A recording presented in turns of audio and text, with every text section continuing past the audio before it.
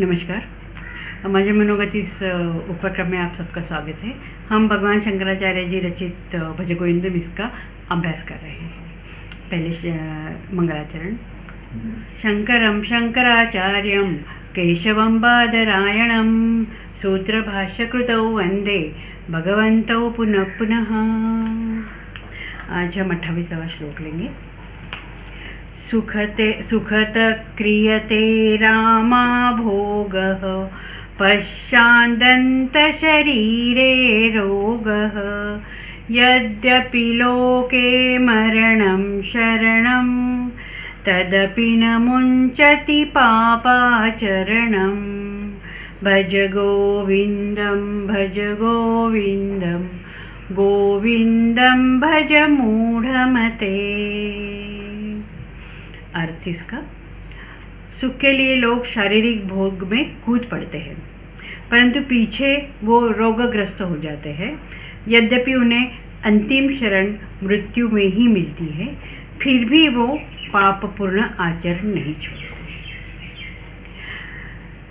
अभी ये चतुर्दश मंजरिका स्तोत्र जो है वो 14 श्लोक जो है वो शंकराचार्य जी के जो शिष्य है उन्होंने कहे हैं। उससे पहले द्वादश मंजरिका स्तोत्र शंकराचार्य जी ने खुद ने वो 12 श्लोक कहे हैं। उसके बाद अभी ये जो उपसंहार के श्लोक है वो फिर से भगवान शंकराचार्य ने कहा है। ऐसे कहा गया है इस श्लोक में। भगवान शंकराचार्य जी ने जो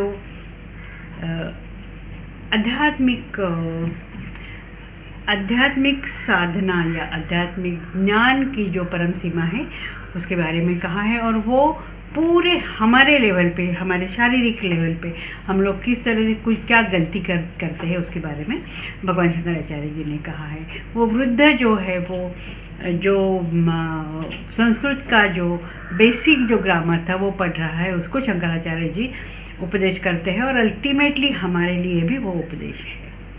तो यहाँ शंकराचार्य जी कहते हैं कि जो सामान्य लोग हैं वो सुख के लिए, शरीर सुख के लिए शारीरिक भोग जो है उसमें कूद पड़ते हैं। एक्चुअली उसमें कूद पड़ते हैं और उसके अंदर वो इतना सारा उसमें फंस जाते हैं और उसके बाद वो सुख के लिए, शारीरिक सुख के लिए जो भोग है उसमें, उसके बाद वो रोगग्रस्त हो जाते हैं। अब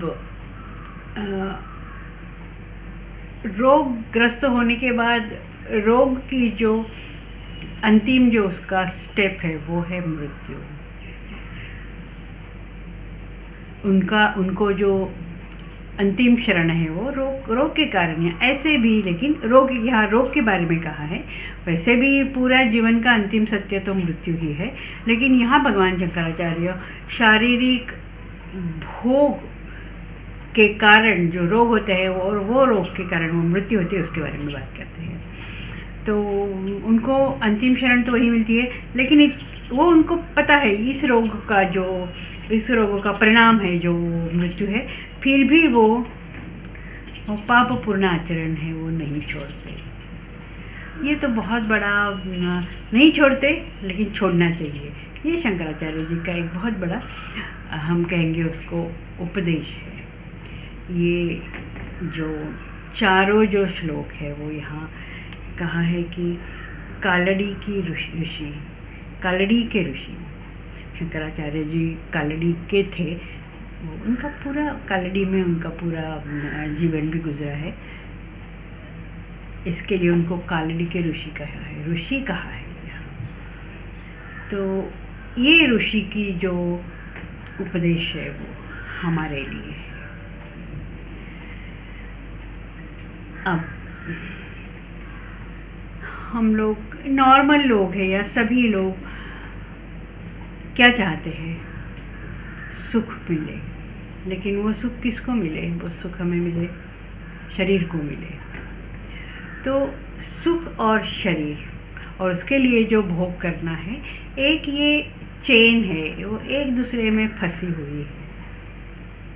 शारीरिक सुख है, उसके लिए भोग है, और वो भोग हम ज़्यादा से ज़्यादा दिन तक, ज़्यादा से ज़्यादा समय तक उसका उपभोग कर सके, उसको एंजॉय कर सके, यही हमारी इच्छा होती है। लेकिन कुछ भोग ऐसे होते हैं, कुछ शारीरिक भोग ऐसे होता है कि वो उसके कारण कुछ रोग हमारे शरीर में आ जाते हैं। सिंपल उदाहरण है कि जो लोग मतलब अपना जो आहार जो है उसको नियंत्रणित नहीं करते हैं। वो आहार को जो सात्विक आहार है वो नहीं लेते हैं, जो तामसिक और राजसिक आहार है वो लेते हैं, उसकी जो क्वांटिटी भी है वो इतना लेते हैं कि उनका पूरा शरीर में रोग, यहाँ तो हम ये कहेंगे कि वज़न बढ़ना वो एक रोग है। तो लेकिन उनको जो आहार है जो लेते हैं वो खाने में बहुत सुख होता है, और वहाँ ये आहार लेना उनको कहाँ रुकना है वो समझ नहीं पाते हैं। और इसके लिए वो जो अन्न का जो भोग है, अन्न तो शरीर के लिए ज़रूरी है, लेकिन वो उसका भोग जो है वो करते हैं, और जो नई चीज़ें खानी है वो चीज़ें खा लेते हैं। उसका जो परिणाम होता है वो उनको शरीर में उनके रोग पैदा करता है। तो उनके लिए ये शंकराचार्य जी का एक बहुत बड़ा एक उपदेश है, या उनको ये कहते हैं कि संयमित रखो।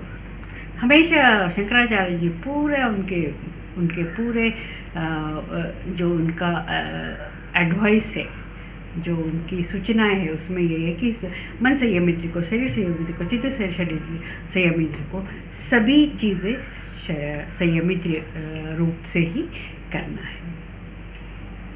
अभी यहाँ ये जो है बहुत शंकराचार्य जी ने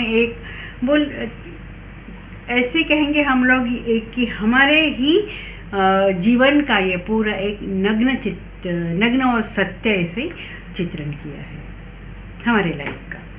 हम भोग करते हैं, उसके बाद रोग शरीर में आ जाता है, उसके बाद हमको मृत्यु के शरीर में जाना पड़ता है, और फिर भी हम हमारा पाप का जो आचरण है वो नहीं छोड़ते।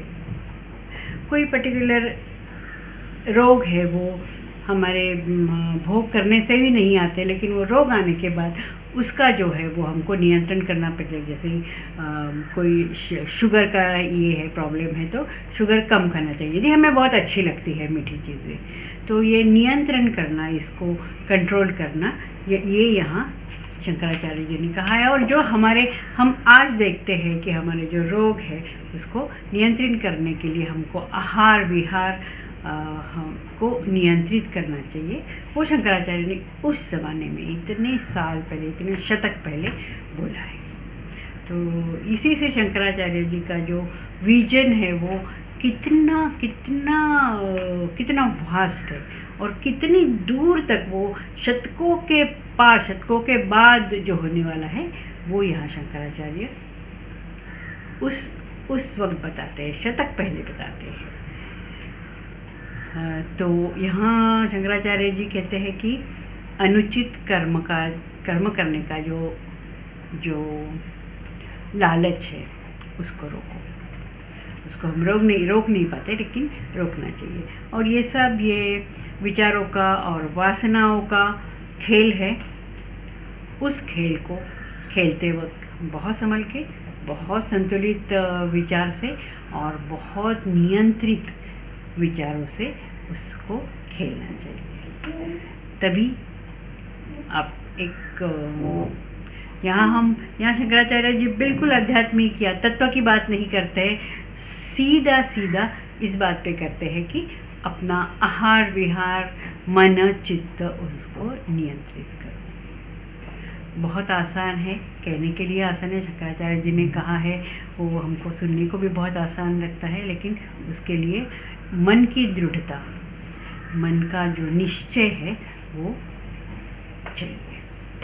और यदि हमें आध्यात्मिक पथ पर आगे चलना है तो हमको शरीर को